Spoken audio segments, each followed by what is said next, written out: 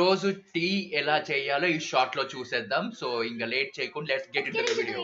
పాలు కాగినాక మనము ఇలా టీ అయితే వేసుకోవాలి. స్పూన్స్ ఎన్ని స్పూన్స్ కావాలో అన్ని స్పూన్స్. మనమైతే 3 స్పూన్స్ అయితే వేసుకుంటాము, లేకపోతే 4 స్పూన్స్, మాక్సిమం 4 స్పూన్స్. షుగర్ వేసుకోవాలి ఎన్ని కావాలో అన్ని స్పూన్స్.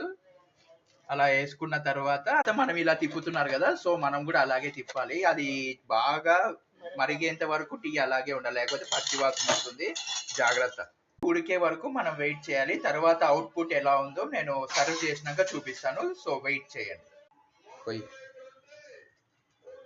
ఇలా వడకట్టాలి మనం. దాంట్లో ఉండేదంతా పై దాంట్లోకి ఉండిపోతుంది, మిగతాదంతా కిందికి వచ్చేస్తుంది. టీ అంతా చూసారు కదా, ఇలా చేయాలి. ఇప్పుడు టీ తయారైంది, ఇంకా మనం సర్వ్ చేసుకోవడమే మిగిలింది.